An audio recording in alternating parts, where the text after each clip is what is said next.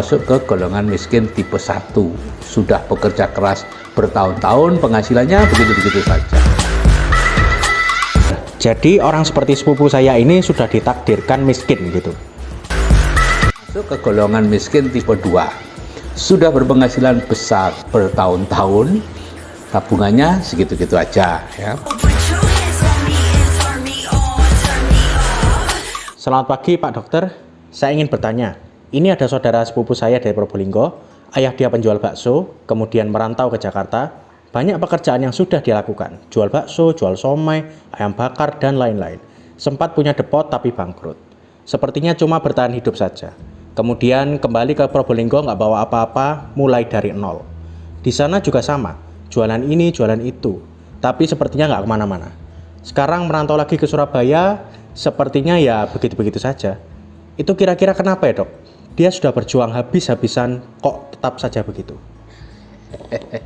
Ya, itulah kisah klasik ya dari sebagian besar orang dalam segala tingkatannya.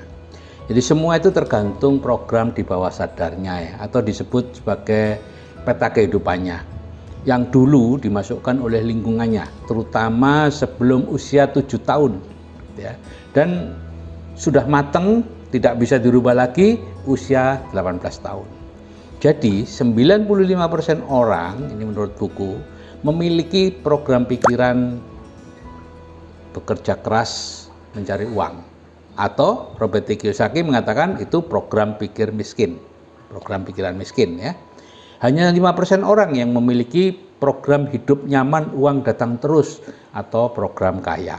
Yaitu orang tuanya pengusaha besar atau kakeknya pengusaha besar ya. Kehidupan masa kecilnya itu benar-benar nggak ada masalah keuangan. Maaf Pak Dokter, jadi orang seperti sepupu saya ini sudah ditakdirkan miskin gitu?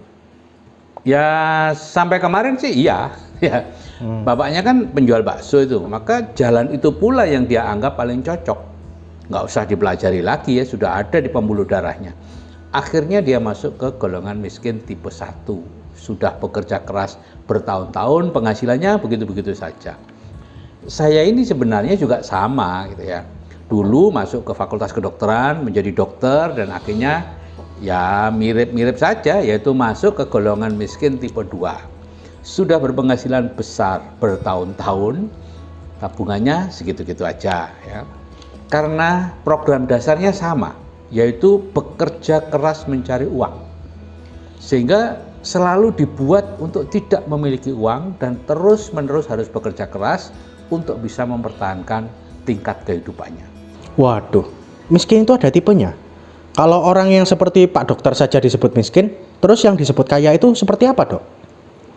Ya soal definisi dan lain-lain itu nanti kita ajarkan itu di TED ya.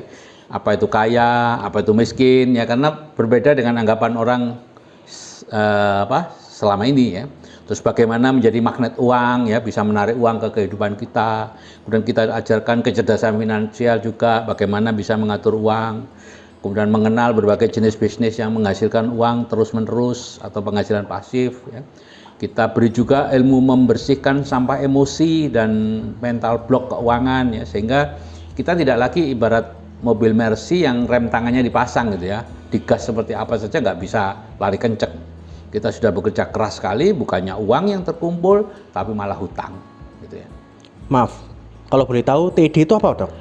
Itu training entrepreneur dasar ya, dimana kita menanamkan bibit-bibit kemakmuran ke pikiran bawah sadar dengan audio terapi bawah sadar atau disebut ATPS ya, sehingga itu nanti bisa berkembang dan akhirnya kita benar-benar bisa menjadi kaya. Di samping itu tentu tadi materi-materi seperti yang saya sebut di atas ya, kecerdasan finansial dan lain-lain itu. Oh iya, yang dulu namanya BTD itu ya, bimbingan gratis untuk meningkatkan apa itu namanya? Plafon rezeki. Seperti apa itu Pak? Ya benar ya, selama 3 tahun saya mengajarkan itu secara gratis ya. Mulai 2017 kalau nggak salah, pada ratusan ribu orang ya. Sayangnya karena gratis hasilnya kurang maksimal. Tidak terlalu banyak yang bisa benar-benar berubah menjadi kaya ya. Karena itu TED saya buat berbayar meskipun sangat murah. Cuma Rp65.000 untuk training online 5 hari, 4 hari kulwa, sehari Zoom meeting ya.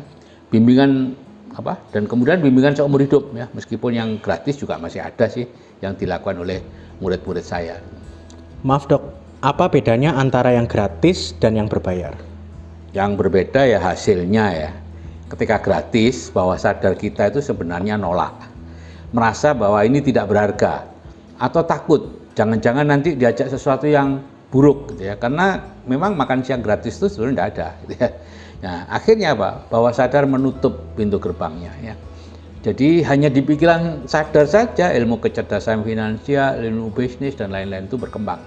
Mau action nggak bisa karena terhambat oleh sabotase bawah sadar. Artinya apa? Kita nggak bisa berubah kecuali beberapa orang yang pada dasarnya memang sudah siap untuk berubah. Tetapi kalau berbayar, meskipun bayarnya murah ya, kecurigaan bahwa nanti akan dimanfaatkan itu menghilang. Karena wajarlah sebuah training itu berbayar ya. Apalagi dengan materi yang kalau di luar itu harganya jutaan. Akhirnya kita bisa lebih rileks, dan materi-materi termasuk audioterapi bawah sadar itu masuk ke bawah sadar. Dengan demikian kita bisa berubah dan bawah sadar kita akan membawa kita menjadi kaya yang sebenarnya. Hidup rileks, uang datang terus. Oke, jadi semua orang termasuk sepupu saya ini sebenarnya bisa kaya ya dok? Ya bisa lah, menjadi kaya itu sederhana kok. Kalau tahu ilmunya ya. Di TED itulah selama 5 hari ya. Tadi 4 hari kulwa, 1 hari Zoom meeting ya, kita ajarkan ilmu menjadi kaya ya. Setelah itu kalau bersedia ya ada bimbingan gratis untuk melatih tindakan kita, kebiasaan kita dan karakter yang disesuaikan dengan orang kaya ya. Dibimbing sampai benar-benar menjadi kaya. Seperti ATBS ya, ATBS itu kita memberi plafon batas 100 juta sebulan ya. Dan itu sudah banyak yang mencapai ya, seperti Pak Kosin, Pak Anton, Pak Romi, dan puluhan lain yang dalam 3 tahun ini bisa berpenghasilan puluhan juta sebulan. Tapi saya masih kurang puas ya, karena seharusnya lebih banyak lagi orang yang bisa kaya dengan bimbingan ini. Jadi yang perlu dilakukan cuma mendaftar ke TED dengan biaya Rp65.000, kemudian ikuti saja jalan yang sudah dibuatkan oleh Pak Dokter dan tim, begitu ya? Ya, cuman begitu. Oke. TED diadakan berapa kali dok? Terus cara mendaftarnya bagaimana? Ya TED kita lakukan setiap 2 minggu ya. Setelah transfer kemudian hubungi adminnya ya, nanti ada flyernya dan lain-lainnya. Nanti akan diatur penempatan grupnya. Siap. Terima kasih penjelasannya dok. Nanti saya akan sampaikan ke sepupu saya.